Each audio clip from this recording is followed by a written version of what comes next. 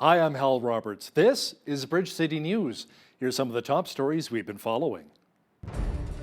The COVID-19 vaccine arrived in Great Britain today, and the first person to receive a shot was a woman who will be celebrating her 91st birthday.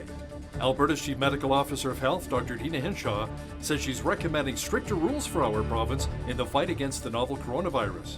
And we have details of a spectacular tribute to a legendary German composer, which can best be seen from an airplane or a helicopter.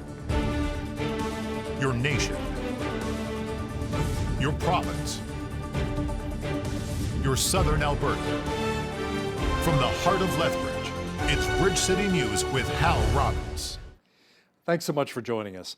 The Alberta government announced new restrictions to help curb the spread of COVID-19.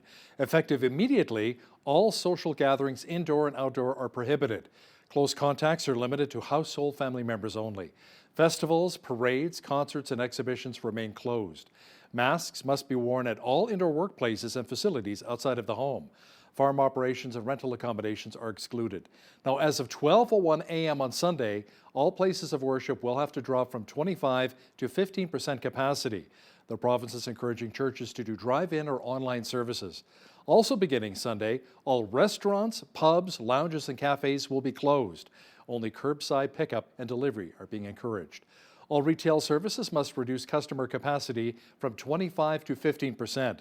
As for casinos, libraries, museums, hair salons, and gyms, they'll also be closed. Ski hills and skating rinks will remain open. Mandatory work-from-home measures will be implemented unless the employer says a physical presence is needed for your job.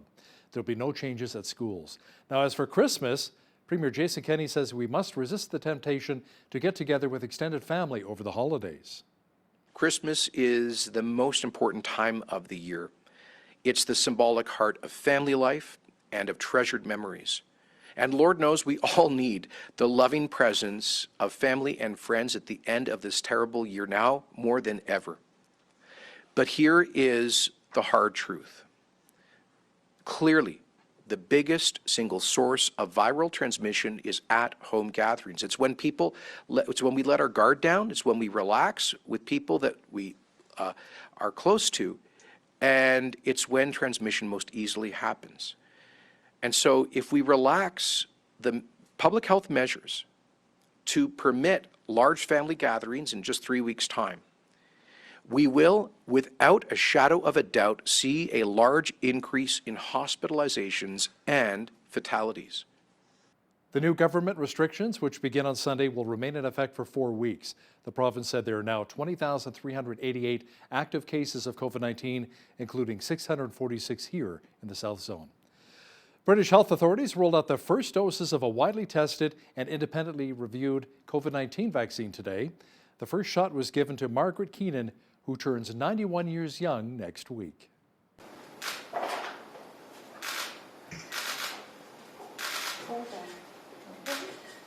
As I just said before, at the moment I don't know how I feel. It's just so strange and so wonderful, really. Yeah, so anyway, this is for a good cause, so I'm so pleased I had it done. She is quite the trooper. Canada's keeping a close eye on the vaccination program that launched earlier today in the UK. Last week, England became the first Western country to authorize the use of the shot developed by American drug maker Pfizer and Germany's BioNTech. Prime Minister Justin Trudeau says Canada will receive 249,000 doses of the vaccine before the end of the month. Chief Public Health Officer Dr. Theresa Tam says the first doses will go to people at one of 14 delivery sites across the country. That likely means many long-term care home residents will not get the initial doses, even though residents and staff are a top priority. Tam says even with the arrival of these vaccines, we're not out of the woods just yet. It is important to stress that, as welcome as this news is, it does not mean that control of COVID-19 will be quick. Initial supplies of COVID-19 vaccines will be limited, but supply will gradually increase until there is enough to provide access for all Canadians. During these initial stages of vaccine rollout, it is crucial that we all continue with public health measures to protect ourselves and others. Federal NDP leader Jagmeet Singh says the Liberal government is undermining Canadians' trust in vaccines by being inconsistent and not producing a clear plan. The lack of planning has made it so that Canadians are not as confident as they otherwise would be. And the fact that the Prime Minister has been unclear, on one hand saying we won't have vaccines for a while, then announcing quickly that we do have vaccines, this inconsistency is not helping people be more confident. And so certainly that is eroding trust, and that's a problem. Did the Prime Minister make this announcement because he was feeling pressure, because there was a lack of a plan, and folks are raising awareness that there was no plan, and that was something that was troubling the Prime Minister? I don't know. You'd have to ask the Prime Minister.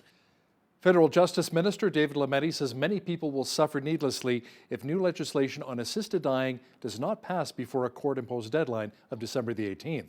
The federal Conservatives say more debate is needed on the bill to protect the most vulnerable.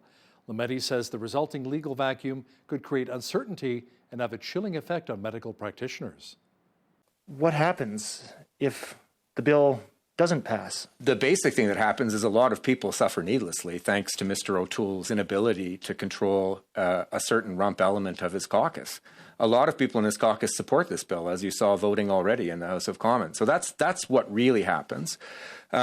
There's also a legal void in Quebec and across the rest of Canada. The law remains in place in the rest of Canada, but in Quebec, there will be uncertainty. Partial results published in the medical journal Lancet says the COVID-19 vaccine candidate from AstraZeneca and Oxford University is safe and around 70% effective. It is still not clear, however, how well it will protect people in the 55-plus age demographic. Officials at Oxford say there are no safety concerns with the vaccine, with results from all study locations consistently showing a benefit. When it comes to the COVID-19 vaccine, a former cybersecurity chief says Russia, China, Iran, and North Korea are trying to steal it. Our foreign affairs expert Lisa Daftari says that we really shouldn't be surprised by this. You have these rogue nations saying, well, if we can't get it the real way, we're going to steal it, just like everything else, how they steal all of that intelligence, and they'll steal the technology and the software and the apps. They even have a fake Starbucks in these countries. So, it's not surprising that they'd want to get their hands on the technology, on the science, and to also have a vaccine of their own so they don't have to buy from Pfizer or anyone else here in the West. Lisa will also discuss how the United States has changed its focus when it comes to dealing with terrorist groups in Somalia. That's coming up in the second half of our program. Saskatchewan Premier Scott Moe says his province is close to the finish line in the battle against COVID-19 with the imminent arrival of Canada's first vaccine shipments. Moe says Saskatchewan is ready to receive doses of Pfizer's vaccine that are set to arrive next week, and that the province has an ultra-low freezer in place to store it. Approval for the vaccine is still pending from Health Canada. The Saskatchewan government has introduced legislation to reduce the tax rate for small businesses over the next 3 years. Under the proposed legislation, the province's small business corporate tax income rate will drop from 2% to 0%. Then on July 1st of 2022, it will move back to 1% and then back to 2% by July 1st of 2023. The province believes the temporary reductions will help small businesses recover from the pandemic. The Manitoba government is loosening some of its COVID-19 restrictions on public gatherings and businesses. Beginning this weekend, drive-in services at churches and other venues will be allowed. That is, as long as people only attend with members of their household and remain in their vehicles. A Winnipeg church filed a Charter of Rights and Freedoms challenge against the ban on drive-in services last week.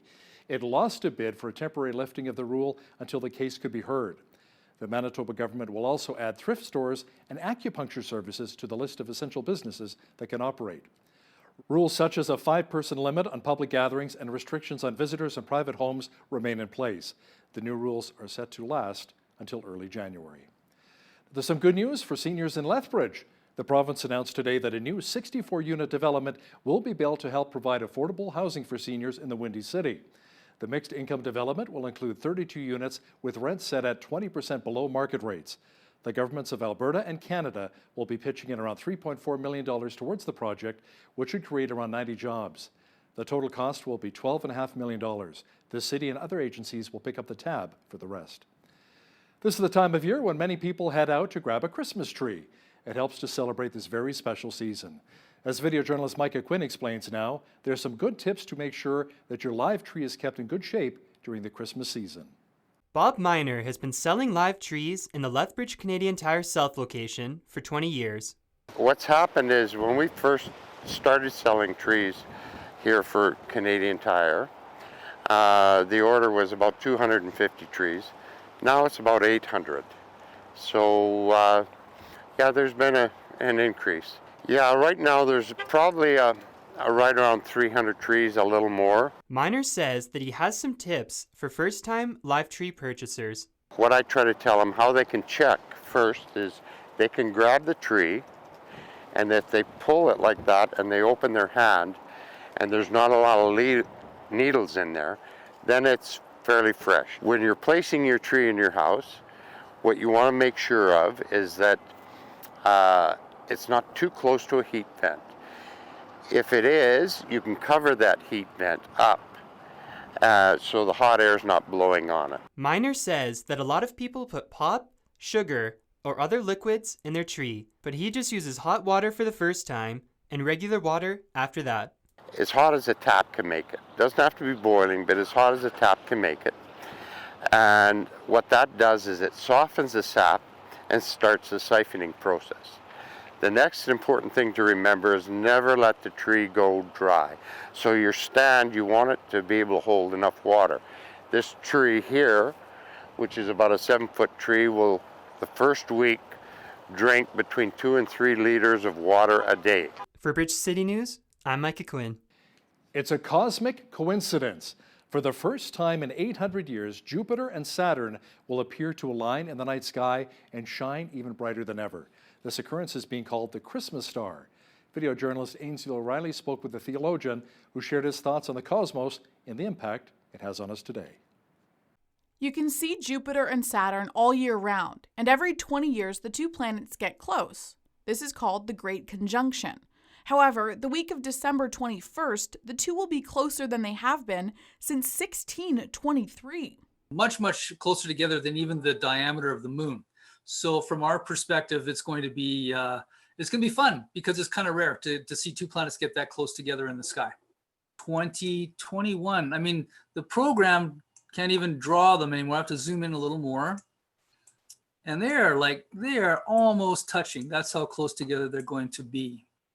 The two planets will appear like one bright star, and the occurrence falls right around the holidays. It just happens to line up this year with the winter solstice, which is when we celebrate Christmas, or most people celebrate Christmas. And so that's why they call it Christmas star. Theologians say that the explanation for this astrological coincidence appears in the Bible as the Star of Bethlehem, which is connected to the birth of Jesus Christ. They saw a star, and that star was so unique. In its uniqueness, drove all these wise men to come to this land because something big happened in this land. We're astonished with that star, and they wanted to see who is this king. From the Holy Land, Bishop Hani Sheha shares the significance of all stars during the Christmas season. You put these beautiful stars on your Christmas tree. Remember that this star is a sign and a reminder of your victory over the old angel of the morning star, the satanic powers, and you are a victorious person. And the promises of the Lord will shine like a star in your life. For Bridge City News, I'm Ainsley O'Reilly. Have you ever gone online and saw a comment from someone that seemed maybe a little bit fishy? The Better Business Bureau in Calgary has a warning about scammers using fake social media accounts. Communication specialist Shauna K. Thomas has some tips for users to implement when they go online. And some of the tips that Better Business Bureau offers includes looking closely at the account and the content on the account. So if the content maybe has an avatar as a picture, there's never any original image on that social media page. It's always stock image or memes, recycled images. That's an indication that you may be dealing with a fake account. And also check on the messaging on the Facebook page. So if lots of grammatical errors are there, that's also a sign of a fake account.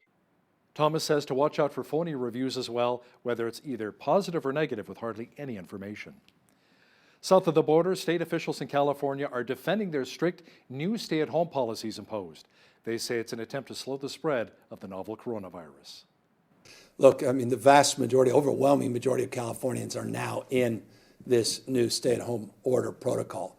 So let's disabuse ourselves that just because it's 3 out of 5 regions that somehow we are neglecting a significant number of individuals. We certainly have 2 other regions that are not in this order, but the vast majority, overwhelming majority of the population of the state is. We know that these various restrictions are a hardship for people. It's not what we expected at this time of year, but we know some of them are required to make sure we get through the surge as quickly as possible and saving as many lives and preventing as many infections as we possibly can.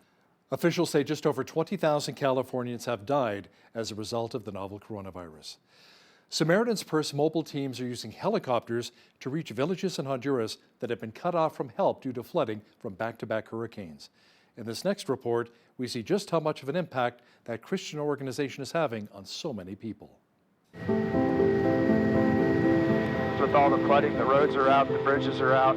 There's water everywhere, so people are just stuck, and there's no other way to get to them. Having the helicopter and being able to work with the mobile medical teams, since they can't come to us, it's really amazing that we're able to get to them. We are here in Honduras after the 2 hurricanes hit this region, and we've deployed a disaster assistance response team, and we're using the helicopter to be able to fly to areas of villages that are totally cut off from help. They're trapped by the flooding and they're not able to get down to where the help is. So we've deployed doctors and nurses to see large quantities of people who have been displaced from their homes. And we see a lot of people having to live in shelter locations. And a lot of their story is they lost everything and they don't know what's going to happen. They don't know how they'll replace it. Todo perdimos. La casa, todo. Y los niños y todo, no. Estamos asustados por eso. Dormimos en el suelo, en un colchón. Solo tenemos las láminas y no está tapado. Los atendieron bonito. Se les agradece mucho que estén apoyando a la comunidad y los doctores excelentemente el trato que me han dado. Not only are we bringing them the medication and the treatments that they need, but they've been through a very traumatic situation. 2 storms hitting in a short period of time. But when you see the looks on their face when the helicopter lands on a soccer field in a mudded out, flooded village, that's hope coming on the helicopter. And I love to be a part of that and to be the hands that bring Jesus to a village that's hurting. Please continue praying for the people of Honduras and our disaster assistance response team doing the work of Jesus here in this location. Now here's something you don't see every day. To celebrate Beethoven's 250th birthday, an Italian artist paid tribute to the German composer by plowing his face into his field outside of Verona, Italy. The portrait, which is about 25,000 square meters or just over 8,200 square feet, is the largest portrait of Beethoven in the world. It was created with a tractor, plow, and rotary harrow without the use of markings on the ground.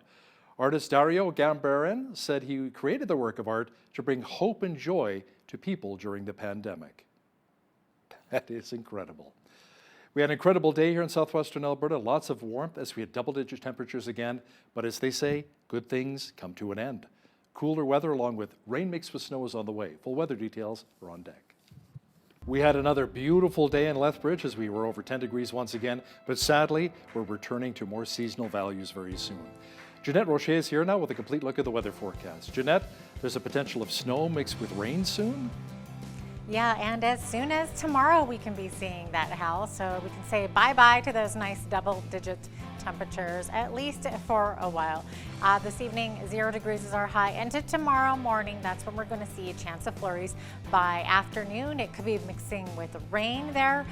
3 degrees is our high temperature. We could also see some wind gusts tomorrow with that rain and snow. -4 is the overnight low, 60% chance of flurries or rain for Wednesday evening as well.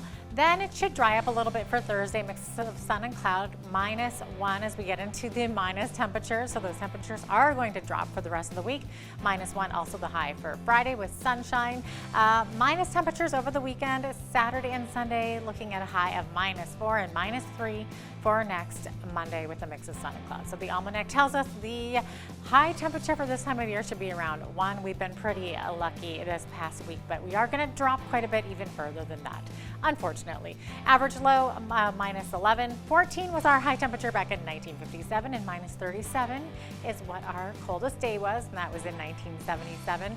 8:16 is when the sun rose this morning, and sunset today is at 4:31 p.m. So just a little over 8 hours of daylight today. Over on the west coast, a mix of sun and cloud expected for Victoria tomorrow with a high of 10 degrees. 9 degrees expected to be the high in Vancouver. 3 in the high in Edmonton with a mix of sun and cloud. And Calgary could also see that mix of freezing rain actually starting as early as this evening and into tomorrow as well. They could see up to 5 centimeters of the white stuff. Over on the rest of the prairies, mainly cloudy skies over in Saskatoon, -1 the high, 2 degrees the high in Regina. They could see 60% chance of showers tomorrow. Sunshine tomorrow in Winnipeg with a high of 3 degrees, giving them a little bit above average seasonal temperatures there. Lots of precipitation happening over here in this area. Toronto's high 6 degrees, mix of rain and snow, mix of freezing rain and snow as well for Ottawa, high of 3 degrees, and a 60% chance of flurries over in Montreal tomorrow with a high of 1 degree. Looking further into Atlantic Canada, -1 the high for Fredericton. Halifax high 2 degrees. Charlottetown could see some flurries tomorrow with a high of 1 degree. Rain also expected tomorrow in St. John's, Newfoundland with a high of 3 degrees. They are also under a wind warning. In certain areas, you could see gusts up to 100 kilometers per hour on the coast there. So there you go. That's your forecast. Today's weather is brought to you by Runner's Soul, Lethbridge and Southern Alberta's sole specialty running and walking store.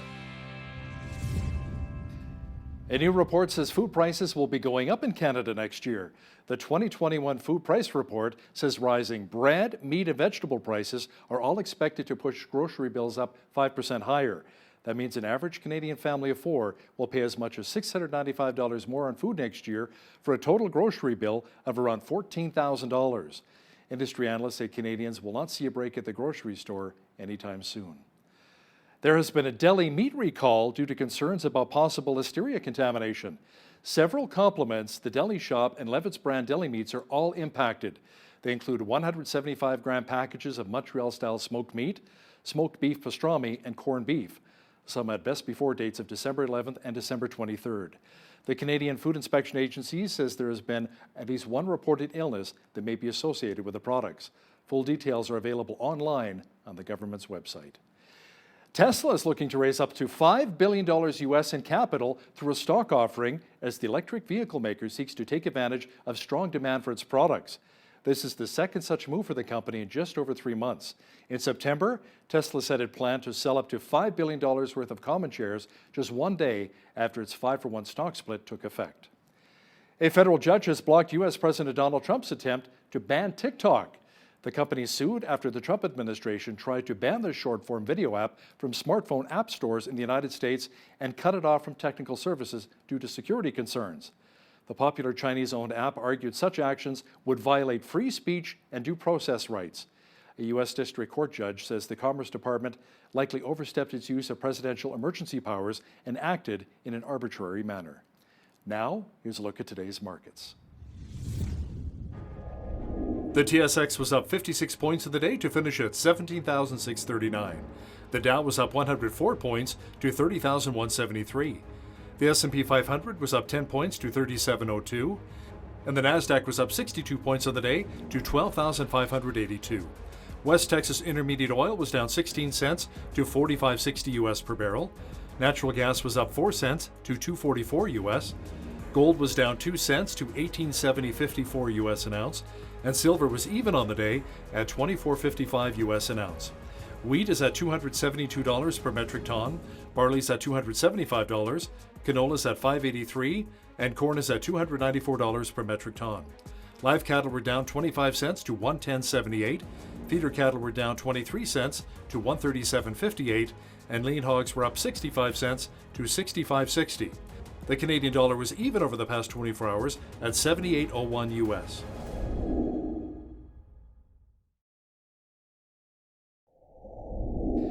Recapping one of our top stories this hour, the Manitoba government is loosening some of its COVID-19 restrictions on public gatherings and businesses.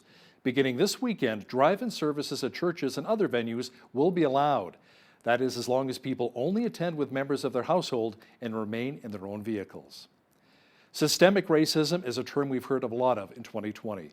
Coming up, a chat with Ricardo Fortune from Faith Beyond Belief, who says systemic racism not only exists in the United States, but here in Canada as well. He'll have details next in a chat with Jeanette Rocher. But first, here's a look what's happening in and around your community.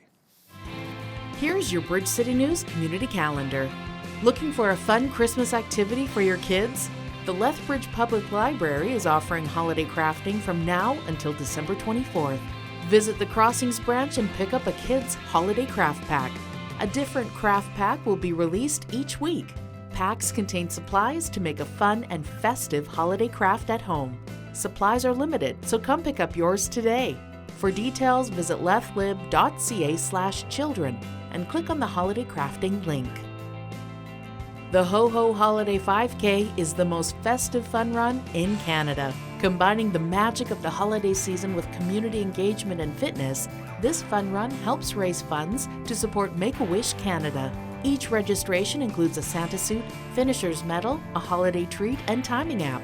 Running until December 31st, you can join thousands of Santas virtually across Canada, spreading Christmas cheer and helping support Make-A-Wish Canada. For more information, visit hohoholiday5k.com.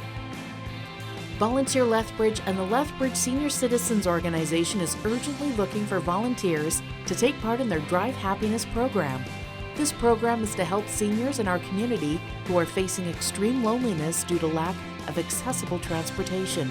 Volunteers will drive clients to their medical appointments, pick up groceries, and take them to important life activities. If you're interested in this opportunity and for more information, call Chelsea at 403-332-4320 or email volunteer@volunteerlethbridge.com. And that's your Bridge City News community calendar. Racism is one of the big issues that comes up during elections, and it's getting a lot of discussion lately. Does Canada have a systemic racism problem, though? Is the church racist? Today's guest is Ricardo Fortune, the Quebec coordinator for Faith Beyond Belief, an apologetics organization based out of Calgary. He joins me now via Skype from Montreal. Welcome to the show, Ricardo. It's nice to have you on. Thanks for having me, Jeanette. Ricardo, in Canada, we often hear academics, politicians, and media pundits saying that we have a systemic racism problem in this country. I think we need to, first of all, have a working definition of what racism is and also what we mean by systemic.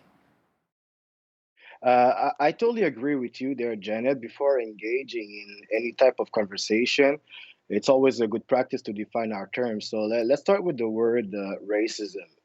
Racism is the ideology that values one race over the other. So that would be a broad definition of it. But what does that mean concretely? How does it manifest itself in our societies? But we can focus on three forms that racism takes. Usually, you can recognize it in the form of racial dogmas, teachings, such as that would affirm racial superiority, white supremacy, these type of things, or all types of idea of maintaining racial purity. Another one would be racial biases. It manifests itself when people have preconceived judgment or unjustified fears or suspicions solely based on the race of the person they're interacting with. The third one would be this idea of racial dominance. This is when individuals or societies treat ethnic minorities such as in such a way to rule over them. And this last item would lead us to talk about systemic racism, because when there is a racial dominance in a society, but this makes people question themselves as to why is there such dominance of a one race over the other. And this could be due to several factors. And many people think it would be due to systemic racism. So that would be the belief that due to conscious or unconscious biases, our governments, our institutions, or a legal system, they are producing racial disparities or inequities. So when people are looking at racial dominance, but they would ask themselves, is this due to unconscious biases, or does it have to do with the fact that, for instance, white people have been in this country for over 400 generations, and they have had plenty of time to establish themselves? So this would be the working definition that we could go by. Interesting. Now, you said that your family is from Haiti and you've been living in Canada. So, have you yourself experienced racism? I have, absolutely, I have. Nothing like the generation that came before me, the generation of my parents, when they were told coming in this country that they don't rent apartment to N-words or these type of things. But I've been asked to pay in restaurant prior to ordering my food. I've been called the N-word and other nasty words.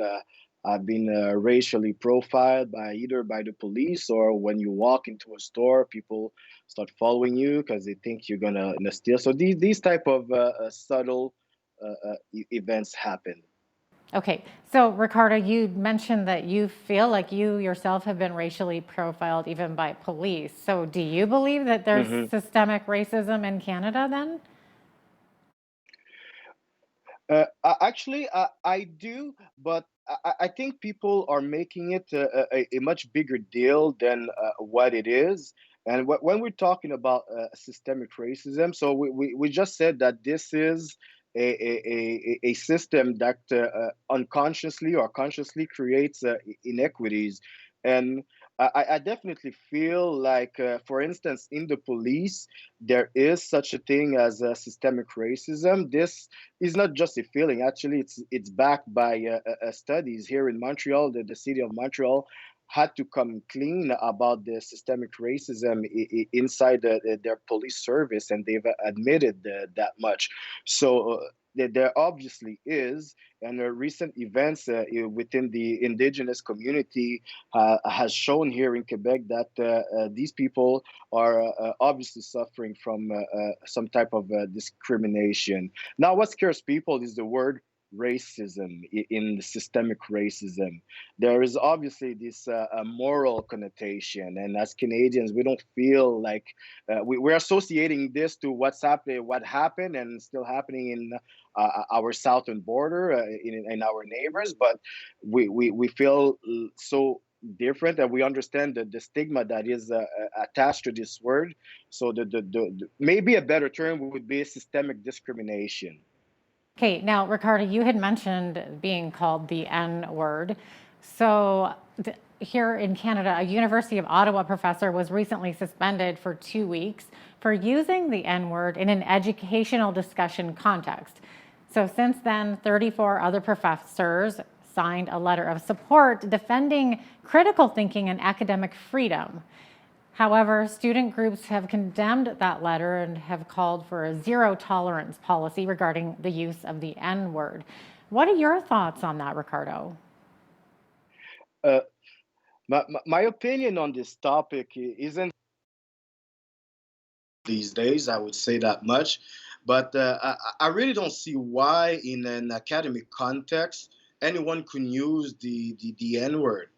We obviously can tell when someone is trying to insult somebody or when they're trying to teach us. So I,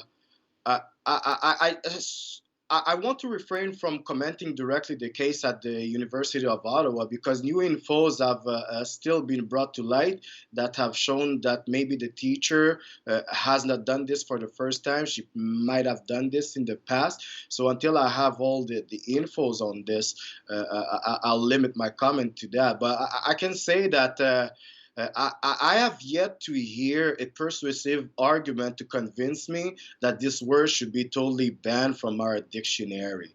I haven't read the letter that the students have. Was it the student? I think it was the teachers that have drafted the letter I read, and I was not convinced by that. And if I might add, they claim to be speaking on behalf of all Black people, but it is not true. There is not a Black consensus on this issue. Of course, and that's where it needs to be, right? Interesting. Now, Ricardo, in the US, race has become such a divisive and often violent issue, but here in Canada, we don't see as much violence. Why is that? So there's a few reasons for this, and I I might start by saying that American history is deeply rooted in racism, even to the point that Nazis were inspired by them when they started their pogrom against Jews. So today the debate has been on racism has been polarized by two parties: those who see racism everywhere and those who are in complete denial of it. And this is not a good mix for having a healthy dialogues. And the church has been either completely silent on this issue when it should have been at the forefront of the fight. So as for a long time, this is what has been happening. So when the situation like the recent killing of George Floyd happened, this evidently led to a lot of violence. However, here in Canada, well, we haven't reached that boiling point yet. Well, we shouldn't be complacent and wait until things erupt and get out of hands before we decide to address what's happening in our own backyard.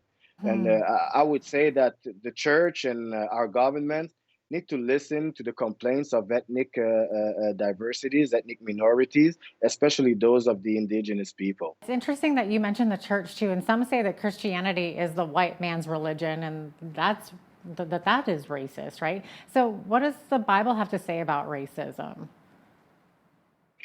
Uh, But to disclaim of the Christianity being the white man's religion, I would say that the person who would make such a claim is probably ignorant of the history of Christianity and in history in general. Christianity didn't start in Europe; it started in the Middle East among people of color. White people received and converted to Christianity from paganism. They worshiped Thor or Odin or Zeus and these type of other gods. Uh, and most major theological developments happened in Africa. So suffice it to say that it is not a white man's religion. Now, as to the claim of racism, the Bible is clear on its position on racism. The Bible is against racism. The God we serve is a God that says that he's not a God of partiality, and he calls partiality a sin. He's a just God, and he commands us to practice justice. The events in the early church have shown us that God was totally against this idea of ethnic discrimination. It took a lot it took a lot for God to show the apostles that the Gentiles were welcome into the church, and since that point, it was. There was this big idea of racial reconciliation within the church, admitting the pagans into the flock and understanding that we all sons and daughters of God. So the broad message of the Bible has at its core this idea of being one and this idea of reconciliation among races. So then, what do you think the church needs to improve on when it comes to combating racism and reaching out to all racial groups? Uh, I would say the church needs to learn how to communicate better with people who are suffering from racial prejudices. Oftentimes, as a Christian, we have been quick to respond, but we're responding when we don't even totally understand the issue or the concerns of the people that are complaining about racial discrimination. So, communication is key, and being caring, being loving, showing people that we are compassionate, take actions. We have been quiet for too long, and we need to speak out loud, as loud as we are on abortion and other social justice issue. And we need to be biblical about this. There is a biblical foundation that the pastors, the priests, and church leaders, the teachers, they have to be responsible about this. They have to show biblically to people why racism is wrong and make sure that this is a part of the teaching that the people are receiving. What are the pros and cons of the Black Lives Matter movement? Some people have been criticized for saying all lives matter. That's a very good question. Uh, for the pros, I would say, first of all, BLM, Black Lives Matter, it listens to Black people, and it takes actions, concrete action on behalf of Black people. And the Black Lives Matter is only highlighting how much the church has failed in some of this area. But the problem is that Black Lives Matters comes from a secular, it's a secular movement, and it wants to address an issue of justice and morality, but they really don't have a foundation to ground their belief in justice and morality. Because without a God, there is no way to talk about an objective system of ethics. So it is a doom to fail. Now, as for the All Lives Matter response, it goes back to what I said a minute ago. We are quick to respond. And this answer only shows how much we don't listen to each other. Does anyone actually believe that Black Lives Matter supporters disagree with the idea that all lives matter? I don't think so.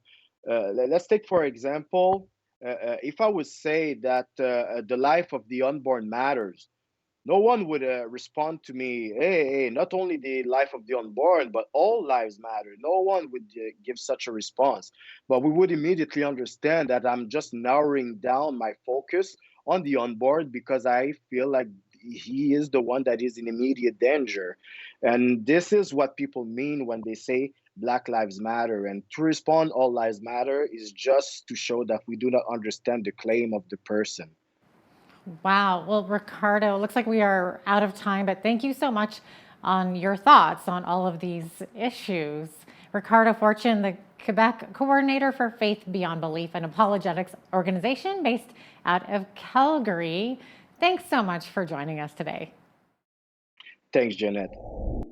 Iran's Supreme Leader Ayatollah Ali Khamenei may have transferred power over to son amid concerns over his declining health. To discuss this in more detail is our foreign affairs expert, Lisa Daftari, joining me once again from Los Angeles. Lisa, because of this, his son taking over, will it really make much difference to us here in the Western world? You know, everybody's been waiting for the announcement of Ali Khamenei, the supreme leader of Iran's death, and it has been rumored so many times and debunked so many times. And this is the first time we actually have some indication that there is a change at the very top. And that's what the real news is here. Will there be a real change because his son is now taking over? Look, the short of it is that this is a theocracy. It's not, you don't have real elections. You don't have a real variety in candidates. And the supreme leader, of course, his son, will keep the same, the same harsh, barbaric regime going because that's what's worked for them for over 40 years. So there won't be much of a difference in the way that the Islamic Republic has been run. But I think a lot of people are waiting to see, well, a new generation, is he just a bit more, lenient than his father was, I wouldn't hold my breath on this one. U.S. President Donald Trump has ordered the Pentagon to remove the majority of U.S. military troops out of Somalia.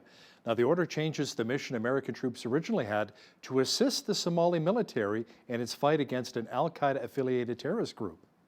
Yes, so they were there to fight al-Shabaab, which is a splinter group of al-Qaeda. And, the White House has been very, very careful to say that even though we are restructuring our approach to having forces in Africa, this is not a complete withdrawal from the continent. And that is quite important because it has seemed that, the US and the free world for that matter has really abandoned Africa. And that is why these terror organizations have been easily have been really prying upon the vulnerability of the continent there. So this is just a restructuring. We're bringing home the troops from Somalia, and we will revisit the strategy that we are applying in that continent. As China is seen stepping up its military activity, the United States, Britain, and France will conduct military drills with Japan next year amid concerns over security in the East and South China Seas. Everyone's starting to flex their muscles again. Yeah, this is a fear that China is overexerting itself and showing a very, very extreme assertiveness in that part of the world, not only with their activity in the East and South China Seas, but also with Hong Kong, with their own minority groups in China, with a awful human rights record over there, and of course with its lack of transparency and with regards to the virus there. So, the rest of the world is sitting back and thinking, well, we can't let China go on much further. So the Europeans, the US, all combining forces with Japan, the UK sending its forces there as well. It's time for the West to show China that they will put up with and answer to any of its calls for domination in that part of the world. Lisa, recent reports says China's Air Force has major troubles, including bad engines. Officials say many of China's new warplanes are simply underpowered and that they may be looking at borrowing technological solutions from the US or Russia.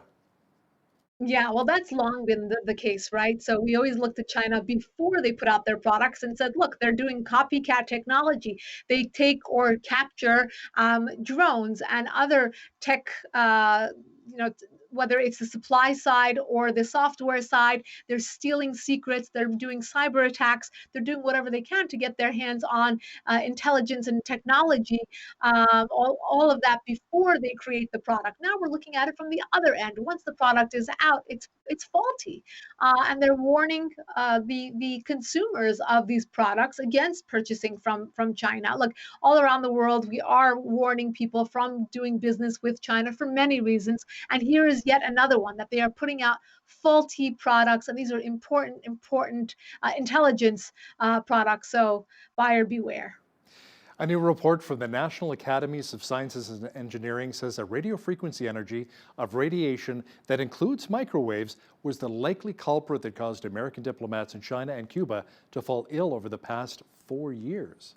Yeah, we've been keeping an eye on this story at the foreign desk. This is a mystery that, we don't want to drop the ball on. In 2016 and 17, we had reports of diplomats and their families that were sent over to China and Cuba. They were coming back with these neurological problems that are ongoing to this day. They are suffering with these problems, and there were no answers. There was no accountability, but there were a lot of questions, though.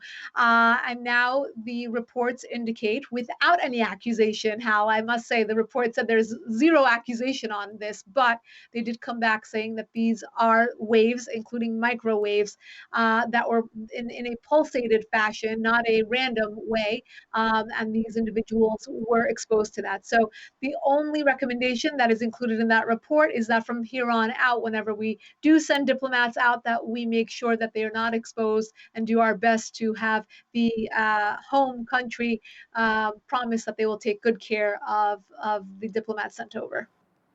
It appears as though a COVID-19 relief bill is in the works and may be passed very soon in the United States. So how much help can American small business owners expect? $100 billion, $200, $300 billion? What are you hearing? Fingers crossed. We had Monica Crowley, the spokesperson for the Treasury, on my podcast last week, and she sounded extremely hopeful.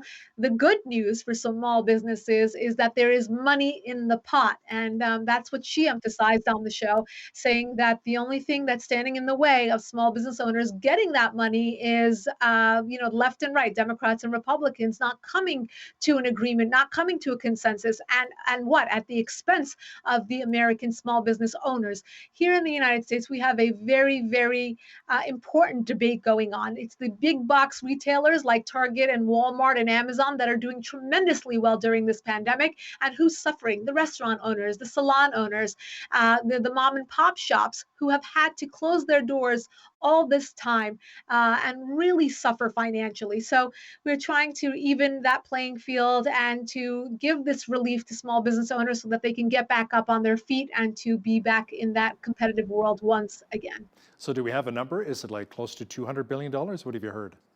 I haven't heard a number, but Monica did sound very, very confident that there is a good amount of money and that the small business owners will be very happy once that bill is announced. And we also were told that it might even be within a week. So that was Thursday. We might hear something this week. Fingers crossed. Yeah, much needed help for a lot of small business owners. Absolutely.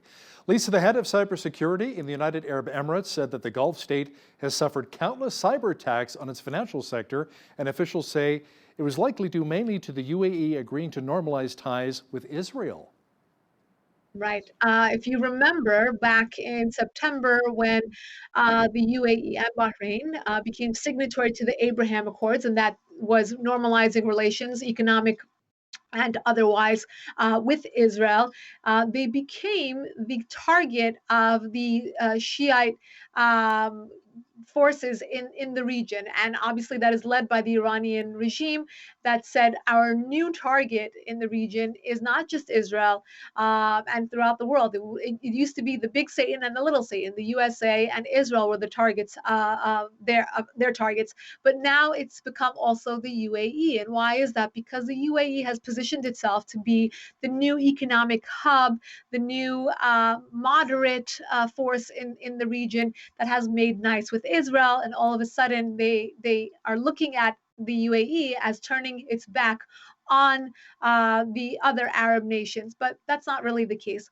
Looking forward, there will be more Arab countries to sign along with the United Arab Emirates to the Abraham Accords to normalize relations with Israel and in effect turn their back on the Iranian regime. So these cyber attacks are just a warning to the United Arab Emirates, but going down the line, the Iranian regime will be the minority, and the moderate Arab countries will thankfully be the majority in the region. Now, speaking of cyber attacks, Lisa, a former cybersecurity chief says Russia, China, Iran, and North Korea are trying to steal the coronavirus vaccine. Tell me more about that. Yes, this has been ongoing. And now that we are on the 1 yard line with regards to having a vaccine be very widely available to the rest of the world, you have these rogue nations saying, well, if we can't get it the real way, we're going to steal it, just like everything else, how they steal all of that intelligence, and they'll steal the technology and the software and the apps. They even have a fake Starbucks in these countries. So, it's not surprising that they'd want to get their hands on the technology, on the science, and to also have a vaccine of their own so they don't have to buy from Pfizer or anyone else here in the West. The United Kingdom is gearing up for its very large vaccination plan this week. And Lisa, the whole world is watching. The whole world is watching because who's going to be next? So the UK became first to sign off on the vaccine, and I think it's about 800,000 vaccines that they have, and they have basically triaged their health workers and the elderly population to go first and to get the vaccine. The rest of the world watching to see how this goes. I know, Hal, you and I both have our questions and doubts about this, and look, on the one hand, everyone's waiting for the vaccine to go back to life as usual. On the other hand, people have questions. Well, you want to inject yourself with a new science, with a new technology, for a new virus. So I think everybody's waiting to see what the effects will be of the UK's plan of attack. Absolutely, keeping a close eye on that. Lisa, let's take it back to small business for just a moment here in North America. One of the videos which has gone viral on YouTube right now is of this woman that owned a restaurant, and right beside a restaurant in Southern California, there were a whole bunch of tents set up, makeshift tables, because they were a movie set, I guess the producers were setting up, and had everything lined up for all of the staff to be able to eat there, yet her business is shut down. I'm losing everything. Everything I own is being taken away from me. And they set up a movie company right next to my outdoor patio, which is right over here. Oh, absolutely. How interesting that you bring up this viral video. I actually spoke with this woman, and I connected her to CBS Local here in Southern California because I just thought it was so compelling. I got goosebumps when I watched her video, like many others have. She tells the story well, and there are so many others who have the same story. She is suffering. She has become devastated by this pick and choose approach here in California, where restaurants have to shut down, but malls are open, for example. You can't dine. It was open air dining only, by the way, so you can't dine in open air anymore, but you can go into a Home Depot, or you can go into the mall, or you can go into a Target. Yeah, pick and choose. And there's so many businesses that have been so badly devastated. When you drive through the main parts of Los Angeles here, it's like driving through a war-torn country, a war-torn city.